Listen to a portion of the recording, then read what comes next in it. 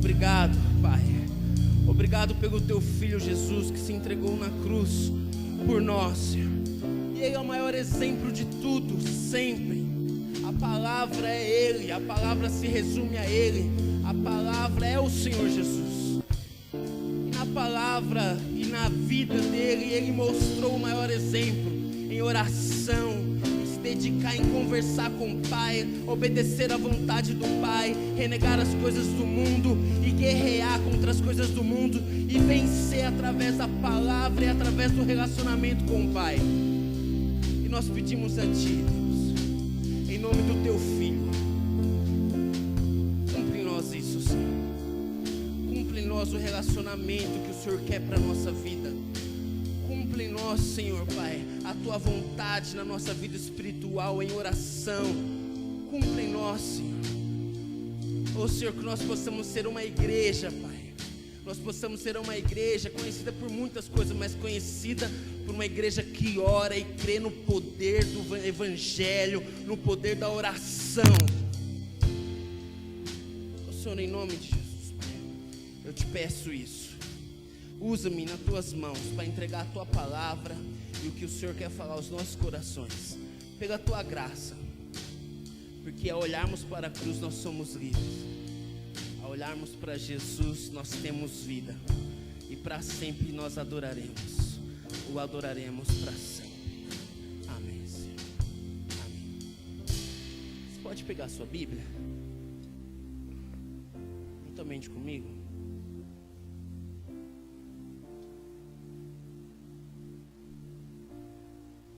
Filipenses, capítulo 4.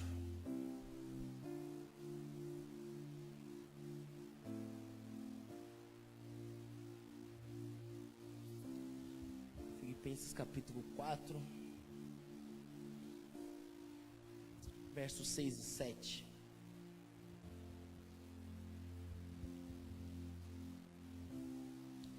Deus abençoe sua vida grandemente. Amém? Bom você estar aqui hoje, nós possamos refletir na palavra do Senhor. Como o pastor disse, estamos iniciando uma série Caminhando de Joelho, né? E nós vamos refletir hoje na palavra de Deus, do livro de Filipenses, no capítulo 4, versículos 6 e 7. Então você pode abrir sua Bíblia para acompanhar junto esse texto base da mensagem. Amém? Não andem ansiosos por coisa alguma, mas em tudo pela oração e súplica e com ação de graças apresentem seus pedidos a Deus, e a paz de Deus, que exerce todo o entendimento, guardará o coração e a mente de vocês em Cristo Jesus. Amém? Pode sentar, nós já oramos. Graças a Deus. O tema da primeira mensagem dessa série é Caminhando de Joelhos que vencemos as batalhas. Amém? Caminhando de joelho que vencemos as batalhas. Você pode repetir comigo? No 3? 1, 2, 3. Caminhando de joelho que vencemos as batalhas. Amém? Então esse primeiro ponto que nós temos aqui, esse primeiro encontro nesses domingos, nós vamos refletir sobre isso. Primeira coisa que nós temos que entender é que estamos numa guerra. Querendo ou não, aqui não tem como você não participar dessa brincadeira. Sabe quando acontece algo que você escolhe ficar de fora? Não tem como ficar de fora dessa guerra. Não tem, nós estamos em batalha, estamos em guerra. É impossível a gente ficar fora. Ah, mas não, eu não vou à igreja, então eu não estou guerreando. Está sim. Às vezes você é um soldado, está dormindo, mas a guerra está acontecendo ao seu redor. Qualquer hora você é atingido por uma bomba e nem sabe. Né? Qualquer hora você está lá de boa no sofá, bum, uma bomba e você não sabe. Mas é uma guerra. Há uma guerra. Uma guerra está acontecendo e isso não é somente o doido coreano lá tentando brigar no Twitter com o presidente dos Estados Unidos, não. Não é só guerrinha de Twitter deles. Não é só teste de armas nucleares. Existe uma guerra que vai além da nossa guerra física, que vai além disso que nós vemos aqui. A Bíblia diz que a nossa guerra não é contra a carne mas contra principados e potestades. Então existe uma guerra, e os principados e potestades estão guerreando contra você, independente se você quer ou não. Se você não vai à igreja, se você não congrega, ou se você congrega, o inimigo a todos tempos está investindo em ciladas, em formas de afastar você de Deus. Por isso também uma das coisas, além desse texto de que a nossa guerra não é contra a carne ou sangue, uma das coisas que faz a gente lembrar que estamos numa guerra é sobre que Deus manda a gente vestir uma armadura. Não é verdade? Deus não manda isso? Então olha só, em Efésios 6,13, Deus manda nós vestirmos uma armadura. Então nós estamos em guerra. Esse texto demonstra isso. Não tem como a gente fugir.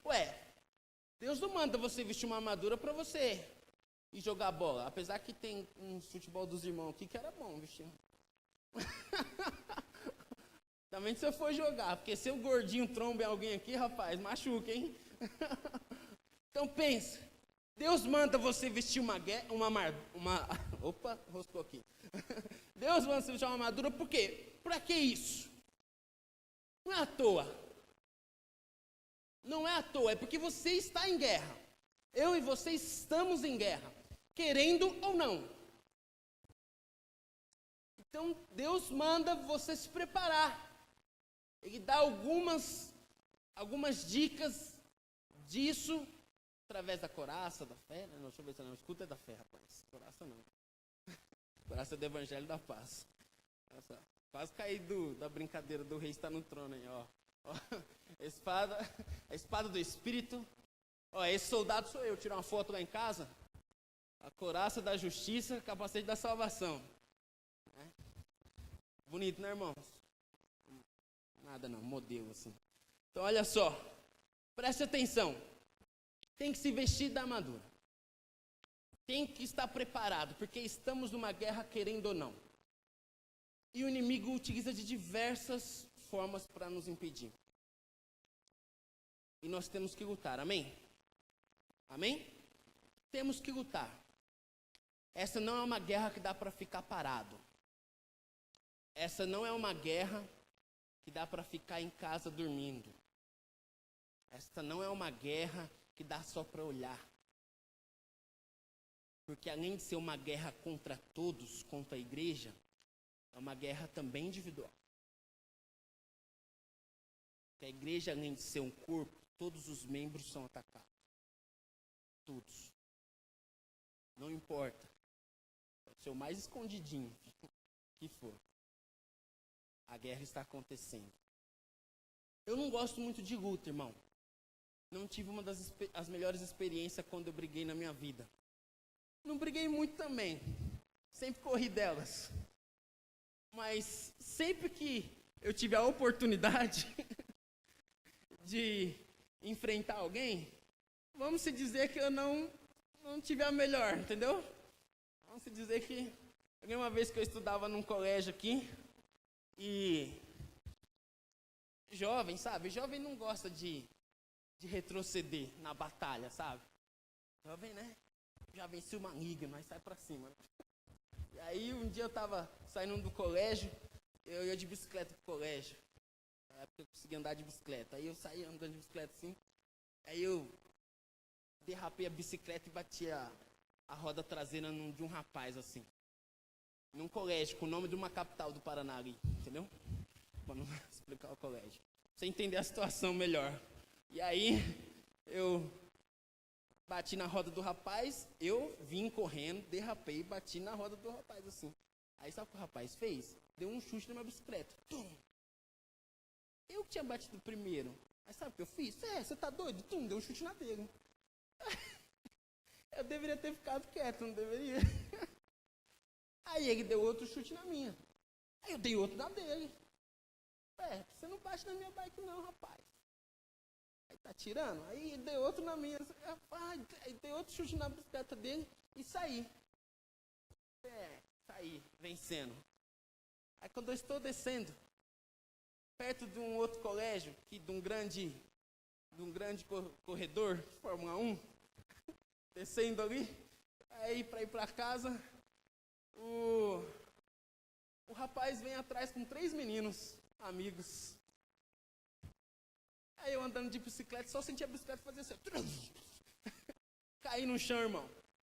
Quando eu caí no chão, ele deu um chute na minha bicicleta. Eu olhei para trás, 3 meninos vindo atrás de mim, correndo para me bater. O que eu fiz?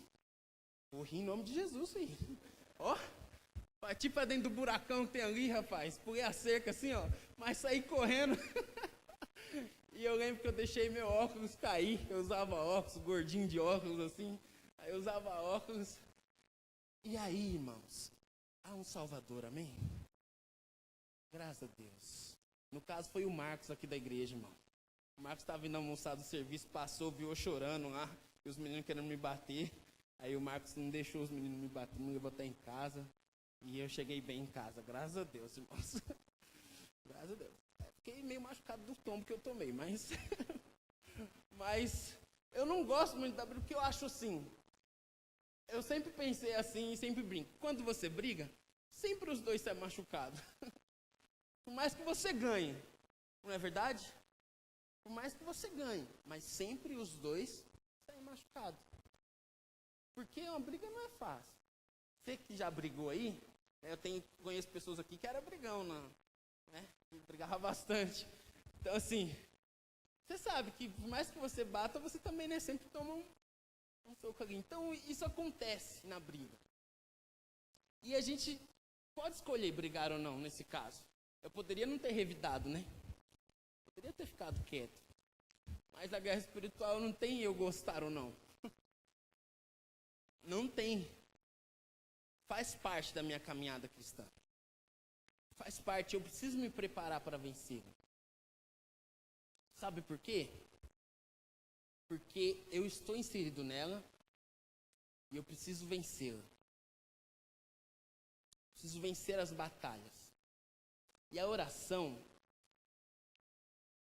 é um excelente meio, uma excelente forma, é um mandamento de Deus, é algo do Senhor para que nós vencemos as guerras, as batalhas.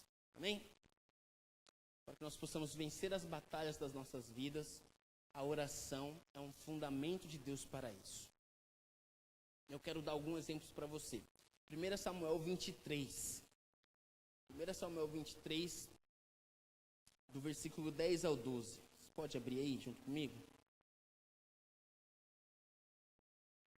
1 Samuel, capítulo 23, 10 e 12.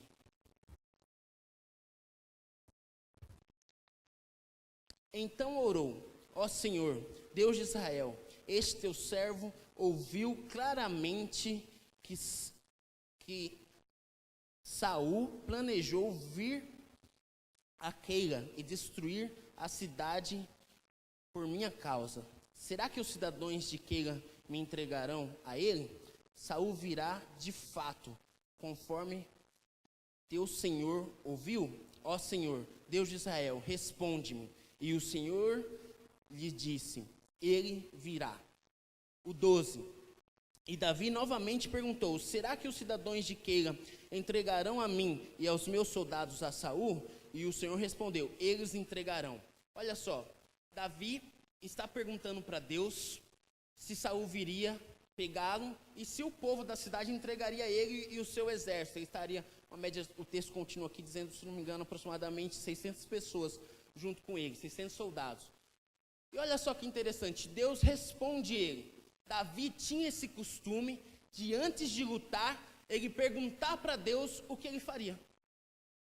Davi tinha isso. Esse é o primeiro ponto. Consulte Deus antes das lutas. Amém? Nós estamos em guerra. E a nossa luta é diversa. Com diversas coisas. São diversas as nossas lutas. Então consulte Deus antes das lutas. Como Davi fez. Davi consultou Deus antes das lutas. E eu vou dar um exemplo aqui para você. Primeiro, antes de ser efetivamente rei, Davi consultou o Senhor se deveria ir para a guerra contra os moradores de Queila. 1 Samuel, esse que eu li, tá vendo? E ele fez 2 vezes isso em oração e recebeu o sim do Senhor. Antes de tomar posse como rei sobre todas as tribos, Davi consultou a Deus se deveria pelejar contra os amalequitas. 1 Samuel 38, Deus disse sim, foi a resposta de Deus. Quando solicitava, olha só, sua liderança, Davi consultou ao Senhor se deveria enfrentar uma das tribos rebeldes de Israel. 1 Samuel 2:1, e Deus respondeu que sim. Quando ele precisou enfrentar os filisteus, Deus foi lá e respondeu ele. 1 Crônicas 14:10, 1 Crônicas 14:14 também. Olha só, por outras ocasiões, quando o povo tinha fome, Davi consultou o Senhor para se soubesse para a desgraça que tinha acontecido por causa do pecado de Davi. E Deus respondeu que sim, e para ele se arrepender do pecado. E ele tomou as atitudes. Então, antes de lutar, Davi consultava a Deus. Antes da sua peleja, antes da sua guerra, antes de tomar suas decisões, Davi consultava a Deus. Sempre. Sempre. Aí um dia ele resolveu ficar de boa. Aí deu ruim, irmãos. Deu ruim. Um dia ele resolveu nem guerrear e nem consultar a Deus se ele deveria ir ou não. E foi quando Davi cometeu o pecado que todos nós sabemos. Deu uma espiadinha no Big Brother, viu a irmã tomando banho e não deu certo. Então olha só, preste atenção. Em todos os momentos que você vê Davi consultar a Deus, Deus dá a resposta, amém? Amém, igreja? Deus dá a resposta a Davi. Deus responde. Guerreia, Davi. Tem hora que ele fala, não é a hora. Depois de um tempo ele fala, sim, é a hora, é agora. Espera, agora não é hora de você tomar essa atitude. Aí depois ele fala, não, é agora, é a hora, Davi. Então, todos os momentos em que Davi, ele consulta Deus, Deus dá a resposta para ele. Como ele deve enfrentar essa luta. Como ele deve caminhar. Eu não sei que tipo de luta que é. A nossa, a sua, não sei a minha. Cada um vai ter um tipo de luta diferente. Mas essa luta não é contra o irmão que está do seu lado. Olha pro irmão aí. Bonitinho, né, gente? Dá um sorriso assim. Dá um sorriso para ele. Olha para a pessoa que está do seu lado. Dá aquele sorriso maroto. Não é contra essa pessoa. Por mais que às vezes, de vez em quando vocês brigam. Às vezes quando você dá aquela desentendida. Às vezes não compartilha da mesma resposta, mesmo pensamento. Mas a guerra não é contra essa pessoa. A nossa batalha é contra as potestades do mal. Amém? Para vencer isso é com oração. Temos que orar. E para vencer também as dificuldades e as coisas que nós temos nesse mundo, também é em oração. Porque nós precisamos ter a sabedoria de Deus. Que o Espírito nos dê sabedoria para vencer. E como que eu faço com um emprego novo? Vou ou não vou? Fica naquela indecisão. Ora, amém? Às vezes Deus responde rápido, irmão. Às vezes chegou na hora de responder e não respondeu ainda. Aí você fica, tem misericórdia, Jesus, né? Quebra essa aí, porque está na hora de eu dar a resposta já. Não é? E a gente fica, Senhor, como que é? Não é? Você já teve essa impressão? Porque de Davi, eu estudando sobre isso, eu falei assim, de Davi, você lê a narrativa e você vê uma resposta muito em seguida da oração dele. Contra a guerra. Não é? Você vê a resposta muito em seguida. Senhor, o povo vai vir aqui, vai me bater? Vai. Senhor, o pessoal aqui vai me entregar? Vai. Já vê logo a resposta bem em seguida na narrativa da Bíblia.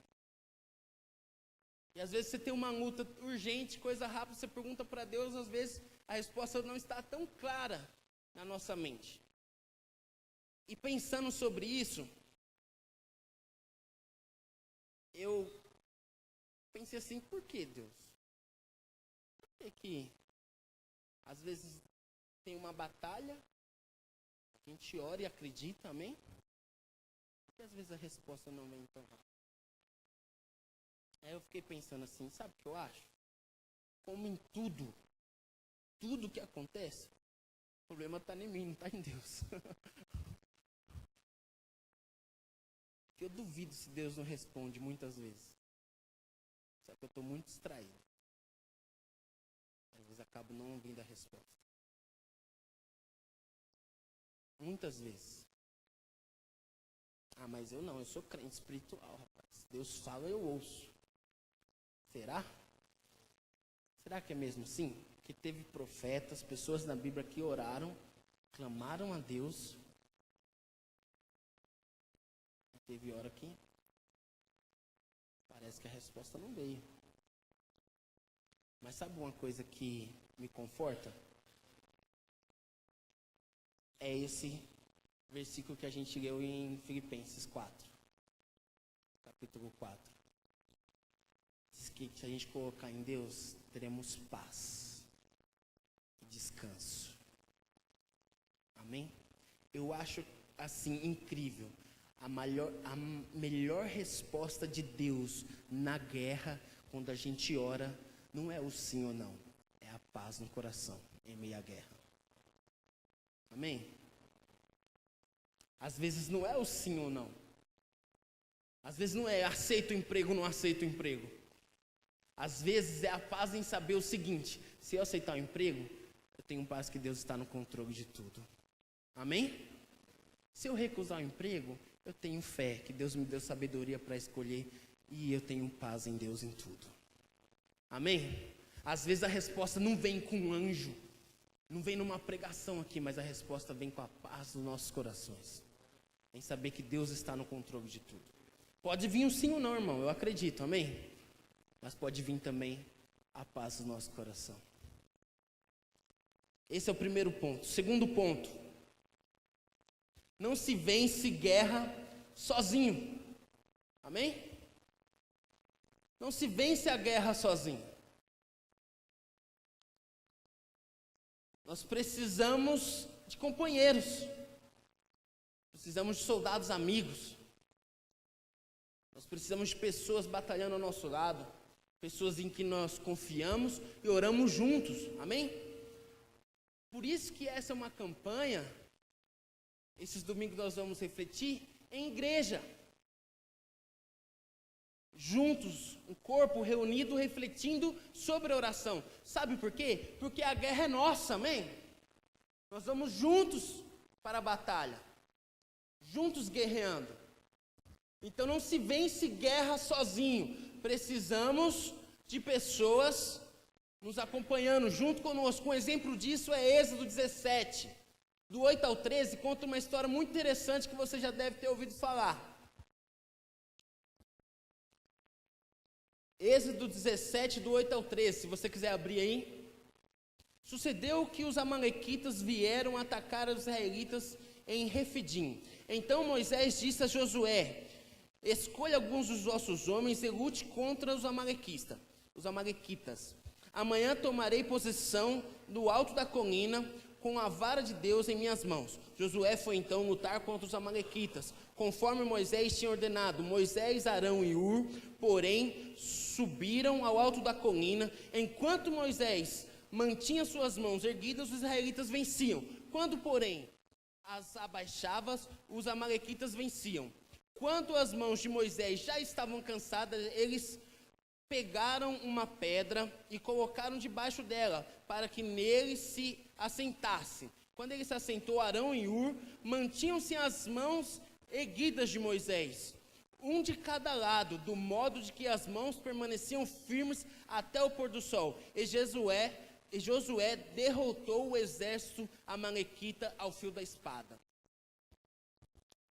Olha que interessante, esse é um exemplo maravilhoso de entender que a gente não se vence uma guerra sozinho. Não se vence uma batalha sozinho.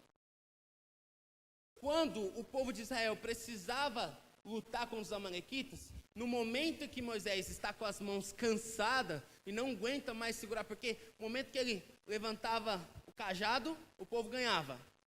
Quando ele baixava, o povo perdia. Chega uma hora, né, irmão? Fala a verdade. Deu uns 10 minutos ali já. Fosse eu, rapaz. Jesus tem misericórdia. O povo já tinha tomado uma surra em 5 minutos ali. Tem misericórdia. Mas quando ele cansa, o povo coloca uma pedra para ele sentar. Vem Josué, vem Arão e Ur, e segura as mãos dele. Olha que interessante. E aí Josué desce a lenha e ganha a guerra. Amém? Olha que interessante. Você acha que conseguiria vencer a guerra se fosse só Moisés lá segurando? Conseguiria. Precisou de pessoas junto. Primeiro, tinha gente guerreando lá embaixo. Tinha gente lá em cima, fazendo a vontade de Deus. Tinha gente ajudando quem estava lá em cima. Tinha gente ajudando quem estava lá embaixo. Eram diversas pessoas reunidas pela mesma causa, vencer a batalha. E fazendo a vontade de Deus, venceram. Amém? Então não se vence guerra sozinho. Não se vence. Moisés, crente, homem de Deus, amém? Precisou de ajuda.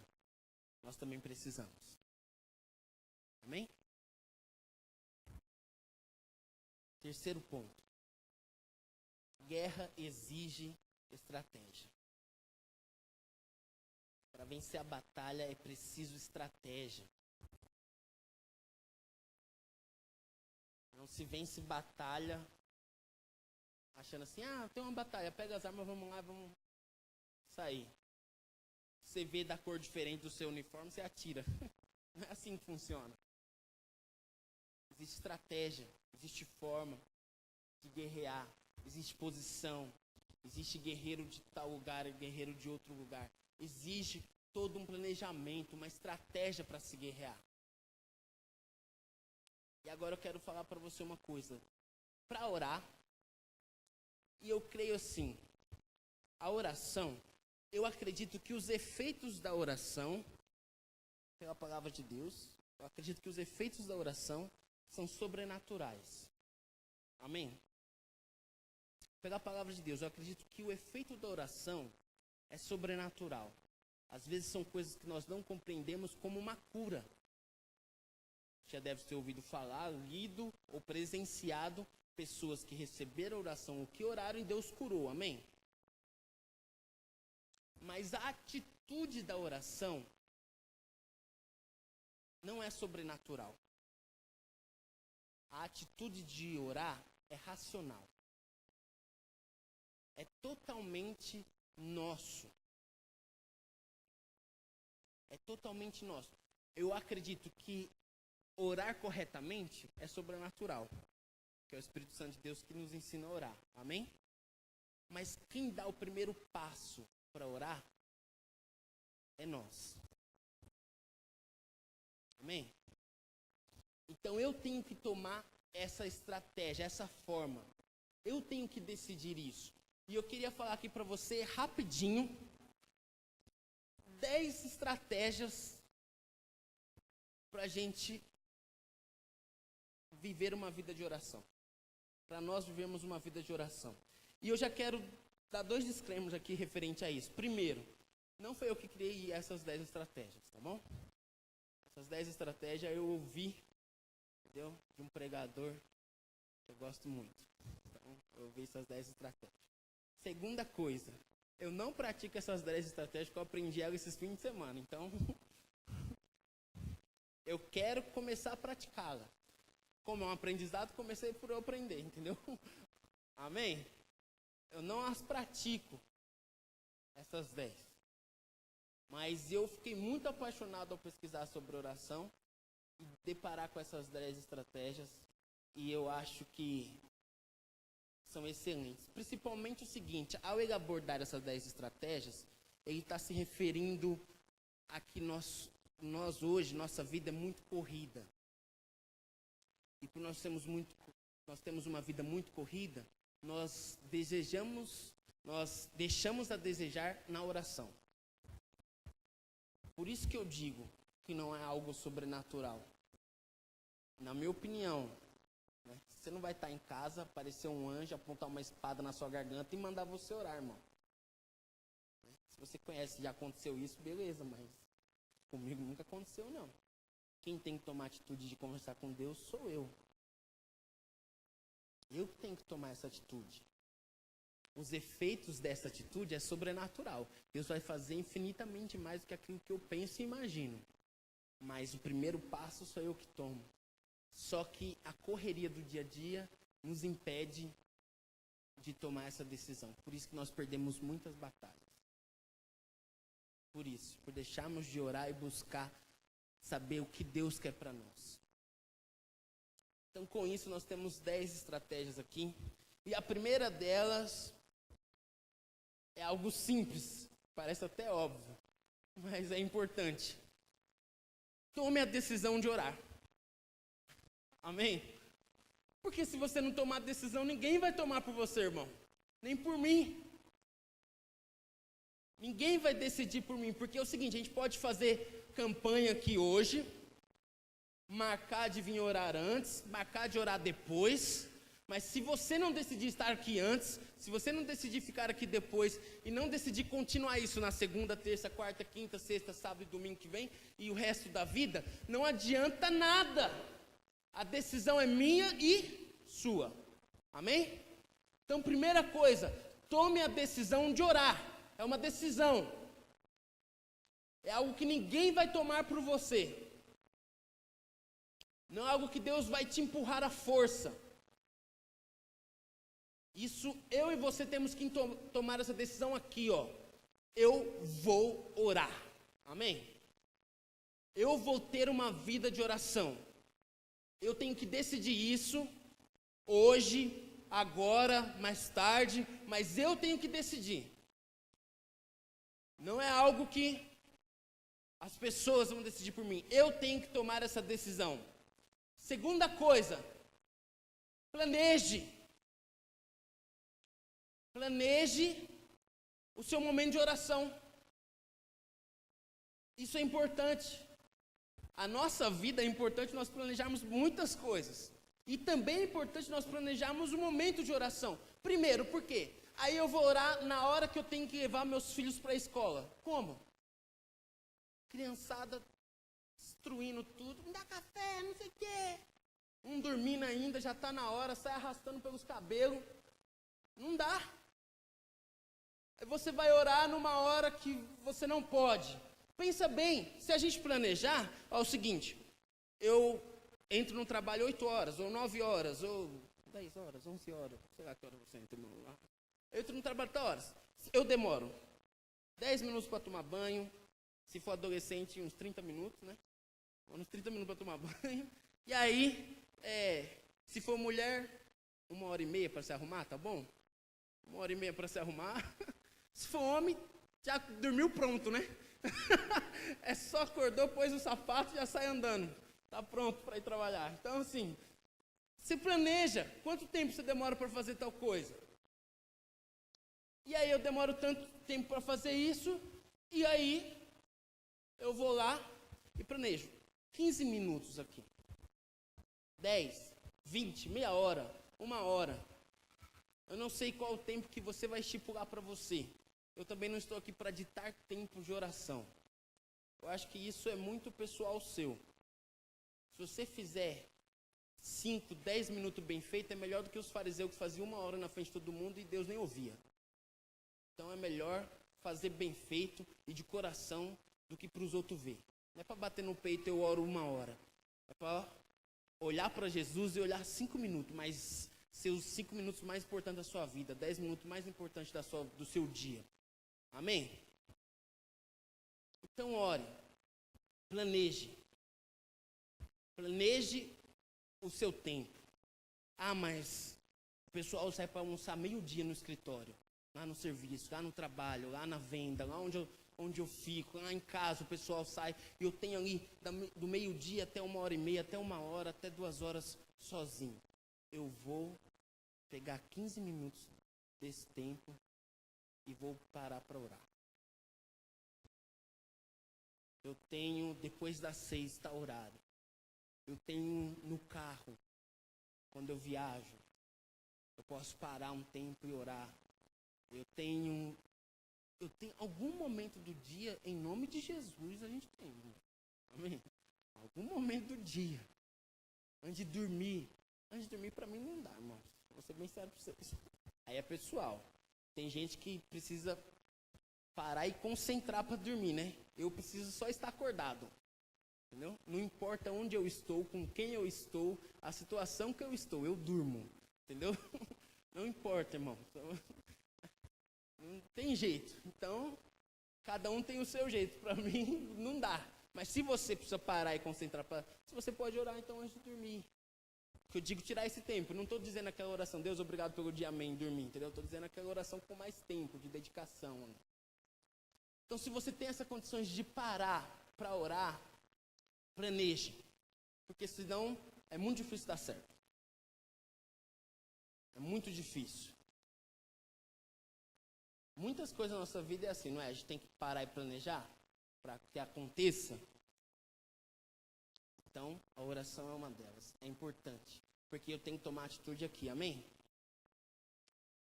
Terceiro, tenha paciência com você. Amém, irmão? Porque você é igual a todo mundo. Você é igual ao ser humano. Não é perfeito. Não sei você, mas eu falei pro pastor assim, oração, né, pastor? Eu vou orar a semana inteira, filho, ó. Você vai ver, vou estar no azeite, chegar derretendo na igreja, filho. Vai ser, ó. Aí eu joelhei para orar, irmão. Falei, Senhor, agora, segura, pai.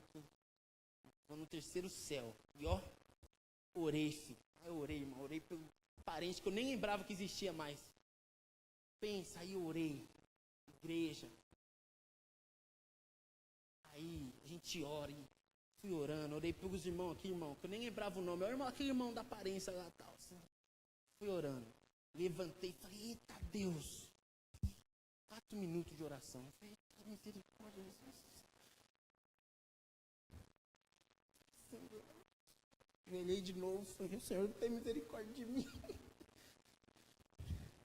Louco, meu. Parecia que eu tinha orado um século, rapaz. Falei, tem misericórdia, Jesus. 4 minutos de oração. De novo. Vou orar por todo mundo de novo. Principalmente por mim, Senhor. Tem misericórdia. Eu não lembro se foi 4 minutos, mas assim, foi um tempo curto, assim. Não foi muita coisa, não. E aí eu comecei a reparar assim, falei, nossa, a gente acha que ora bastante, né? Todo dia acorda, ora ali, quando você ora uns 20 minutos, tá nada, rapaz, era pouquinho, foi eu ter misericórdia, Senhor. Então, olha só, planejar é importante, ter paciência. Tem que ter paciência com a gente, porque... Outra coisa, a gente começa a orar, pode acontecer de alguém interromper, não é? Alguma coisa, acorda atrasado, já zoou o planejamento, já não deu certo. Tenha paciência, mas não desista. Amém? Ter paciência com você é o seguinte, saiba que você é um ser humano, mas não é para desistir. Porque às vezes quando a gente não dá certo numa coisa, que a gente não consegue fazer do jeito que nós planejamos, a gente desiste. E não é para isso, é para ter paciência para perseverar, amém? Perseverar em oração, como diz a palavra do Senhor. Quarto, transforma distrações em oração. Amém? Planejou orar lá no escritório. Meio-dia sai todo mundo. Aí você está lá no escritório orando. Deus abençoa meu patrão, que aumente o salário. O Senhor está lá orando, pedindo a Deus. Daqui a pouco vem um patrão e abre a porta. Você precisa fazer tal coisa, já terminou? Não, patrão, mas vou terminar. Quando ele fechar a porta, assim, Deus abençoe esse demoniado, Senhor, cuide dele. Então, já usa a distração para orar por ele, entendeu? Use a distração para orar. Ao invés de ficar focado na distração, utilize isso para oração. Eu achei isso muito interessante. Está lá lendo o salmo, o filho vem, interrompe, começa a bagunçar, você vai lá e ora pelo filho já. Estava orando mesmo, já está lendo, mas já ora. Ó, filho, vamos ler o salmo aqui, ó, dá uma olhada aqui. Está fazendo tal coisa, né? Eu estava hoje estudando lá, minha mulher vem. Vamos pintar a parede de casa. Eu falei, ô Senhor, livra essa varoa assim. Não, hoje não. E aí, tá bom, já aproveitei para orar. Já orei pela minha esposa, Senhor, que ela não tenha mais essas ideias. Em nome de Jesus. Que essa seja a última parede que eu pinte na vida, Senhor. Então, assim, aproveita o momento. Eu já estava praticando. Falei, vou começar a praticar essa lista aqui logo. Entendeu? E aí eu brinquei com ela, já estou orando por você, filho, você não tem mais essas ideias, doido. Use a distração para orar. Te fechou no trânsito? Ore pelo infeliz. Amém? E se você xingar, ore por você também. Mas ore pela pessoa. Ó, Senhor, aquela pessoa do carro tal cor, não sei quem é, Senhor. Às vezes está com pressa, às vezes está com alguma dificuldade na vida. Abençoa, Senhor. Se tiver endemoniado, que sai em nome de Jesus. Já ora, amém? Sai longe de mim, vai, continua andando. Vai para longe. Amém? Transforma as distrações em oração. Quinto, use os intrusos ao seu favor. O que é isso? É o seguinte. Quando você está orando, eu sou assim também, a gente está orando e aí começa a vir um monte de pensamento na mente. Não começa? Você está orando por tal coisa e daqui a pouco quando você vê, você já está pensando no... Sei lá o que começou a vir. Né? Tal coisa. Já ora pelo aquilo que... Já ora também, ó, vem aqui, vamos orar por você tal. E já vem, entendeu? Começou a ter os intrusos na mente, começou a vir coisa... Ah, estou orando, aí começou a pensar, nossa, eu tenho que lavar a louça. Já ora, Senhor, abençoa, Senhor, que eu lave a louça, Senhor. Já começa a usar os intrusos para orar também. Ah, estou pensando, aí pensou em alguém que falou um negócio que doeu. Aí já ora, assim, ó, Senhor, doeu aquilo lá, já ora por aquilo. Começou esse pastor, quando ele vai dar isso daqui, ele fala que ele dá essas dicas, ele fala assim, que ele está indo para um lugar, dar uma resposta de algo que ele precisava negociar lá e dar uma resposta. E indo para esse lugar, ele fala assim que ele não tinha resposta, Deus não tinha falado nada, ele tinha perguntado para os amigos, ele estava indeciso, e ainda ele começou a chorar no trânsito. Começou a chorar no trânsito, e aí ele não sabia o que fazer, e aí ele começou a chorar, daqui a pouco ele falou assim, Deus, se eu tivesse pai, eu perguntava para o meu pai, mas eu não tenho pai, estou aqui, ó. Aí começou a chorar, porque não tinha pai também, aí começou a chorar e chorar e chorar. Quando ele viu, ele não estava mais chorando porque não tinha resposta, ele chorou porque não tinha pai. Aí ele falou, ué, rapaz, acho que eu preciso orar sobre eu ainda tô triste porque eu não tenho pai. Eu tenho que dar resposta, tem, mas eu acho que agora é o momento de orar porque eu tô triste ainda por isso. E ele começou a orar por isso. Às vezes o intruso que entra aqui na nossa mente, as coisas que vão acontecendo enquanto a gente está orando, às vezes é o momento da gente orar e Deus tratar na gente. Amém? Às vezes é algo que é de Deus. Aí, desconcentrei, vou voltar aqui. Use essas coisas para a gente aproveitar e orar. Amém? Sexto, não tenha pressa. Amém? Não tenha pressa para orar. Não tenha pressa. Jesus não fez uma morte meia boca para nós. Ele fez o plano da salvação perfeito e completo, amém? Ele ficou 3 dias morto. Foi 3 minutos. Amém? Nós podemos tirar um pouquinho de tempo para orar ao Senhor, amém? Levantou 4 minutos, ô Senhor, tem misericórdia, ajoelha de novo. Sem pressa. Por isso que é importante, segundo ponto, planejar. Porque se você não planeja, tudo vai acontecer, tudo vai cooperar para que você não ore. Se nós não planejarmos um melhor momento, um bom intervalo, um momento que nós temos de paz e calmaria na vida, nós vamos deixar de orar. E aí a gente vai dar atenção para muitas coisas. Para filme, para série, para jornal, para novela, sei lá o que mais tem aí de entretenimento. Para passear com os amigos, para tudo. Mas se nós não planejarmos, nós deixaremos de orar. Repare que a gente planeja se alimentar no mínimo 3 vezes por dia, não é verdade? Alguns mais vezes, né? Mas alguns 3. Alguns menos. A gente se planeja todo dia se alimentar, não se planeja? Temos que nos planejar orar, porque a decisão é nossa. Amém? Então não tenha pressa. 7º, nenhuma trocadilho aí, com 7º com sabate, mas pequenos sabates. O que é isso? Nós sabemos que o sábado do Senhor, Deus separou esse dia e o santificou para que nós tivéssemos um momento de descanso do nosso trabalho, amém? Cessamento do trabalho, amém, igreja? Cessar o trabalho e um momento que nós ficamos mais perto de Deus, um momento que nós nos dedicamos mais a um momento de conversa com Deus, a um momento de oração. Eu planejei lá na minha vida, 15 minutos todos os dias, 20 minutos, 10 minutos, eu não sei quanto tempo. Planejei lá 1 hora, 2 horas, 5 horas. Você planejou o seu tempo de oração todo dia. Tire pequenos sabates. O que é isso?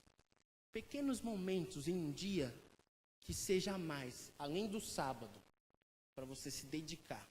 Cessar, no mesmo sentido do sábado, de cessar, eu estou falando de você trocar o dia, estou falando de momentos, amém? Então não está entendendo, né, irmãos? Então é o seguinte, então você vai lá e tira pequenos momentos em que você tira e se dedica a Deus, a ler, a oração, um momento um pouco maior. Toda quinta-feira eu vou tirar 1 hora. Eu tiro 10 minutos, 15 minutos, 20 minutos por dia. Na quinta-feira à noite eu vou tirar 1 hora, amém? Na terça à noite, tal, entendeu? Tirem pequenos sabates. Pequenos momentos onde você se dedica exclusivamente à atenção a Deus, porque esse é o intuito do sábado. O intuito do sábado é você tirar a atenção das outras coisas e dedicar sua atenção a Deus. Amém? Senão Deus não mandava você parar de trabalhar. O foco é Deus do sábado. O foco é exaltar Jesus. O foco é conversar com Jesus, é conhecer a Jesus, dedicar à obra do reino. O foco do sábado é esse. É se descansar das coisas da rotina para você ter uma rotina com Deus. Então tire pequenos momentos da semana especiais, a mais. Lembre desse princípio do sábado que nos ensina além do sábado, amém? Amém, igreja? 8º ponto. Escreva suas orações. Eu vou falar para você que eu nunca tinha ouvido falar nisso. Escrever as suas orações. E eu um argumento muito interessante, se você quiser abrir, eu não precisa, eu vou ler rapidinho aqui. É Salmo, depois se você quiser ler em casa, Salmo 137:9. Salmo 137:9 diz algo muito, como diria o pessoal de São Paulo, muito cabuloso. Diz algo muito estranho, que se diz assim, ó: feliz aquele que pegar os seus filhos e os despedaçar contra a rocha. Alguns dizem que, em vez de filho, algumas versões dizem crianças. Feliz aquele que pegar as suas crianças e despedaçar contra a rocha. Eu vou te explicar o contexto disso aqui, tá bom? Pra você entender, porque eu quero que você primeiro imagine a cena, sem entender o contexto. Está dizendo para pegar uma criança e bater com ela na rocha até a criança se despedaçar. É estranho demais isso aqui, né, irmão? Falei, tem misericórdia, Jeová. Muito estranho isso. O contexto é um salmo referente a que a Babilônia estava fazendo com o povo de Deus, o povo de Israel. E o salmista, a escrever isso, ele está falando lá, ó, o povo é escravizado, né? Ele tá murmurando, está falando assim, ó, o povo é triste, não sei o quê, mas Deus vai fazer a gente vencer a Babilônia, e não sei o quê, e a gente vai derrotar a Babilônia, e feliz é aquele que pegar as crianças deles e despedaçar na parede. Está falando que quem pegasse as crianças do povo babilônico e despedaçasse, seria feliz. É estranho de olhar isso, né? Mas eu achei um argumento interessante por que escrever as nossas orações. Porque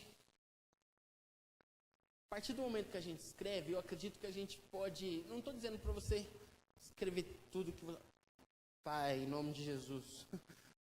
Acho que você pode escrever os tópicos que você está orando. Sabe? Estou orando pela cura de tal coisa. Estou orando pela igreja fulano de tal. Estou orando pelo meu filho, pela esposa. Estou orando pelo emprego tal. Porque eu acredito que esse argumento me convenceu de que quando a gente olhar para o passado e ver os motivos de orações, duas coisas a gente vai reparar. Uma, o tanto de oração que Deus respondeu, que às vezes a gente esquece. E segundo, como o Espírito Santo está nos ensinando a orar. Porque eu garanto que se após a manifestação da graça de Deus sobre esse povo, após o livramento, eu duvido se o salmista não mudaria essa escrita, que é a forma dele escrever. O pensamento dele. Isso aqui ele escreveu o sentimento dele na época, no momento que ele está vivendo. Fala a verdade, se você não pensou de um jeito antigamente, depois do jeito você mudou a sua forma de pensar.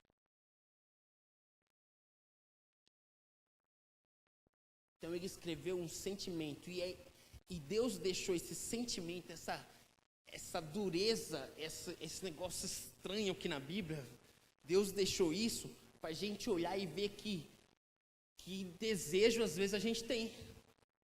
Que não é só a gente que deseja algumas coisas meio estranhas, não. Que um salmista desejou algo que é estranho. Deus deixou isso como ensinamento. Eu creio assim. Deus deixou isso para você orar desse jeito? Foi para isso? Não foi, irmão. Sabe para que Deus deixou isso? Deus deixou isso para escrever um louvor desse jeito aqui? Ah, Senhor, que despedaça as crianças dos incrédulos. Não é para isso, irmão. Deus deixou isso para mostrar que muitas pessoas de Deus têm pensamentos difíceis de lidar. Mas que Deus cura todos, amém? Amém? E é bom você escrever isso para ver como Deus tem mudado as nossas vidas. Porque às vezes a gente esquece.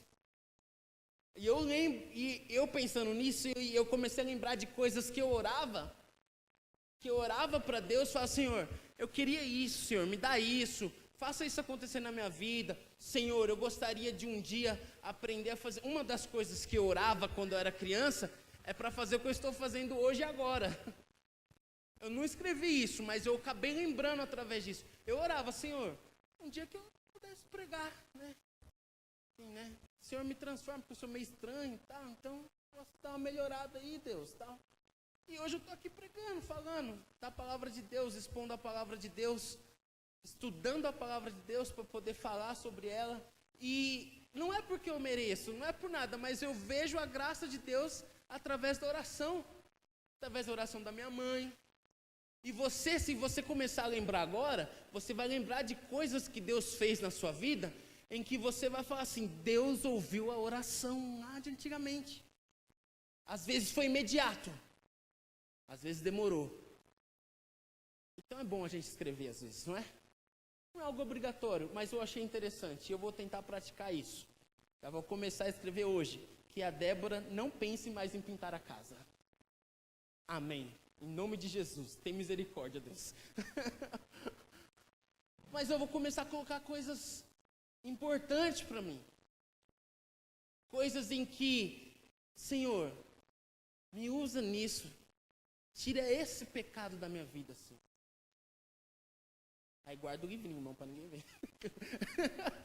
Senhor, mas eu estou com tal sentimento. Senhor, confesso que fiquei igual o samista. Queria pegar a criança e dar uma despedaçada lá. Senhor, tira isso de mim. Ô, Senhor, pensei nisso. Senhor, eu fiquei com raiva do irmão que pensei em nunca mais ir na igreja. Escreve isso. Coloca às vezes o nome do irmão lá. Não mostra pra ninguém não. Mas Deus está vendo, amém? Aí um dia você vai olhar às vezes lá no caderninho. Nossa, eu tinha raiva dessa pessoa. Hoje a gente é amigos. Nem tanto assim, mas pelo menos tem mais raiva também, já ajuda, né? Não é? E Deus vai fazendo as coisas. Amém? 9º ponto. Crie ambiente para orar. Uma das dicas que ele dá nesse momento, eu achei muito interessante, que eu gosto bastante. Pode criar uma playlist. Os mais antigos aí, pega aquele CD que você gosta, da Cassiane, sabe? Hoje eu vou orar no manto, aí põe a Cassiane lá, 500 graus de puro fogo. Mais jovem aí, vai colocar... Olha, eu tô velho, nem lembrei dos hinos mais jovens, rapaz. Lembrei da Cassiane, mas não lembrei dos hinos mais jovens. Põe lá Isadora Pompeu, vai pular Preto no Branco, sei lá mais quem também, tem bastante. Lauriette, põe Lauriette aí, né, irmã? Põe lá Lauriette. Cria um ambiente propício para orar. Uma playlist, um lugar adequado, um momento. Isso faz parte do planejamento, amém? Um ambiente ideal. Por que a igreja se preocupa com o ambiente? Com o som, com as coisas? Porque é para criar um ambiente propício à adoração a Deus, amém? A entrega do louvor, ao você ouvir bem a voz, entender a mensagem do evangelho. Cria um ambiente propício a que a sua oração flua. Nada, eu gosto. Tem gente que não pode pôr um louvor para orar porque desconcentra, né? Então não coloque. Mas crie um ambiente que seja propício a você, à sua forma, ao seu jeito.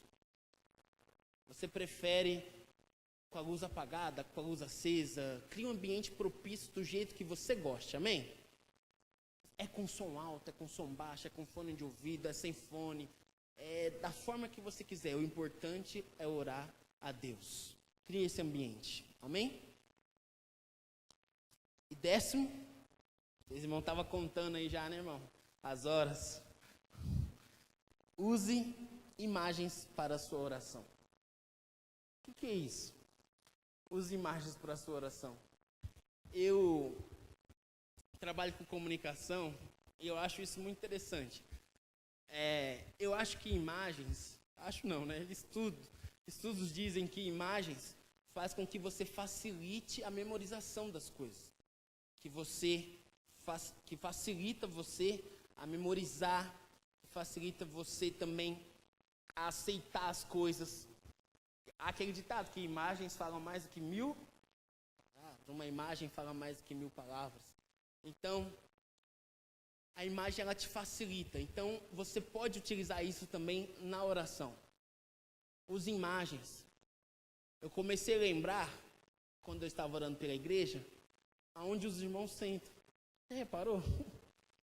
Começa por um canto ali. Eu sei que nesse canto aqui senta ali, ó, o Tony e tal, e vai vindo assim, aí você vai lembrando assim, ó, os irmãos que sentam. Se o irmão trocar de lugar, já mudou minha oração. Eu falei, meu Deus, e agora? Calma, hora por irmão.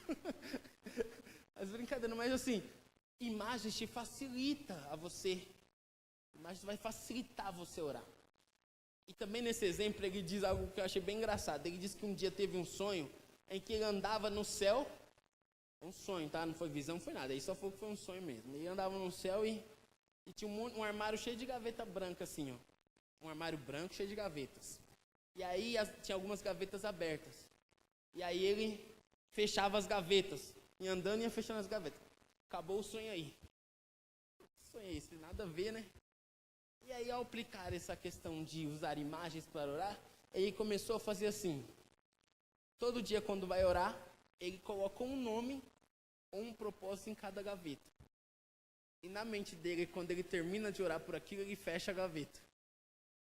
Uma imaginação. Sabe criança quando está brincando e brinca com um bonequinho e imagina como parecendo...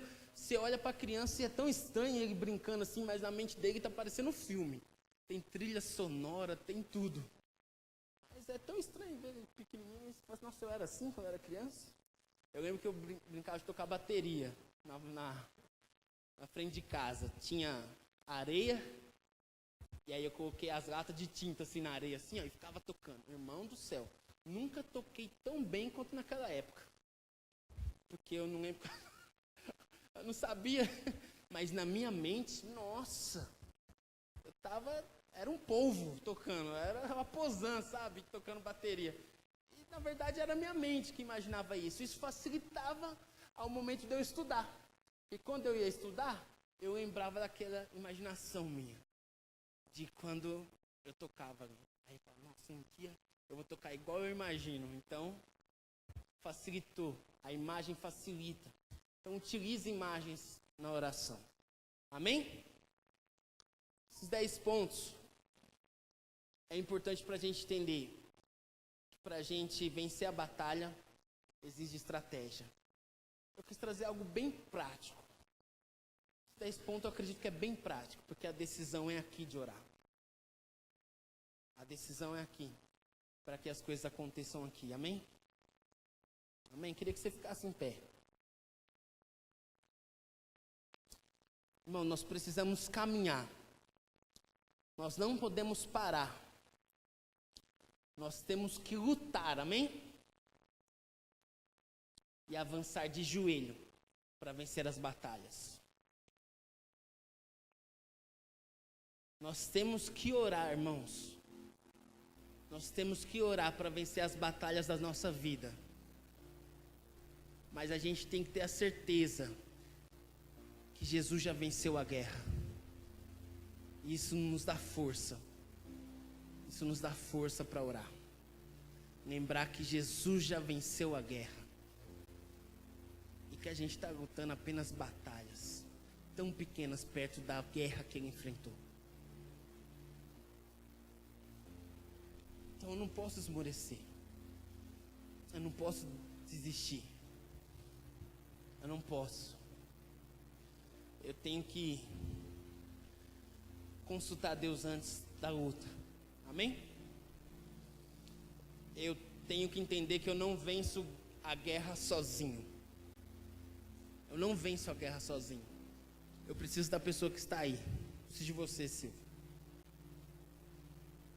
Eu preciso de você, Fá. De você, Dai.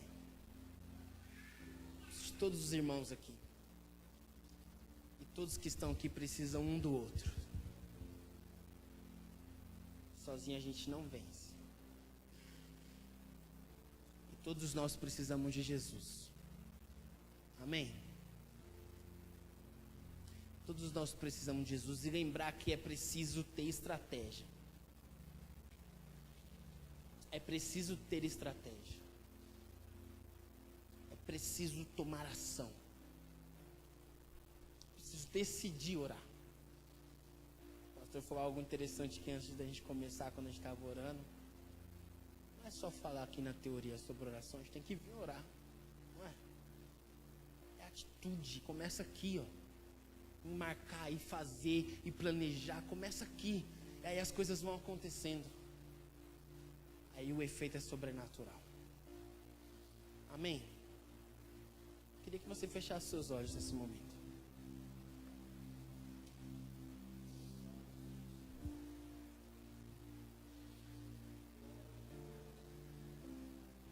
Jesus,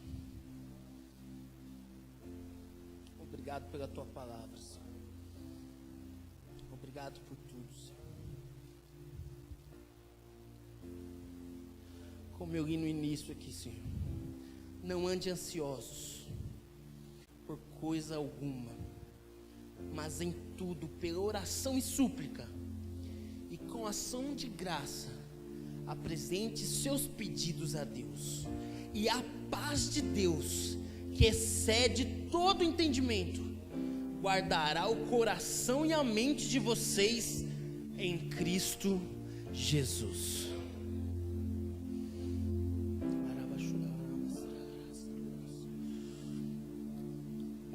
excede todo entendimento. A paz de Deus. Senhor, eu peço a tua graça, mais uma vez, porque eu não merecia, Senhor, eu não merecia a tua bênção, eu não merecia nada, Senhor, mas o Senhor é bom, o Senhor é bom conosco, o Senhor é bom comigo, eu te louvo, Senhor Deus, plante isso em nossos corações, Senhor. Cega essa palavra no nosso entendimento, na nossa mente, Senhor. Não deixe o inimigo cegar o nosso entendimento. Não deixe nada distrair a nossa mente. Não deixa, Senhor, que nós possamos nos concentrar e refletir no que o Senhor nos falou hoje. Nós precisamos guerrear através da oração. Nós precisamos colocar tudo nas tuas mãos, para que nós não ficamos ansiosos, para que nós não ficamos, Pai, preocupados com as coisas, mas entender que nós estamos enfrentando uma batalha, sim, mas o Senhor venceu a guerra. O Senhor venceu tudo por nós. Nós precisamos orar, caminhar de joelhos, que nós possamos planejar a cada instante, para que a gente tenha momentos maravilhosos. A oração não é um fardo, mas é um momento que nós temos de conversa com o Criador. Senhor, coisas aqui que eu aprendi, eu quero praticar, Senhor. Eu quero melhorar a minha vida de oração, Senhor. Pai, não é para olhar para os outros e dizer eu oro mais, eu sou mais espiritual, Senhor. Nós não queremos isso. Não é para olhar para os outros e falar assim, nós somos uma igreja mais avivada que todas, não. É para dizer assim, a graça de Deus é boa conosco. A graça de Deus manifesta em nós, porque Ele é bom. Nós oramos, porque Ele é bom. Nós batalhamos, porque Ele é bom.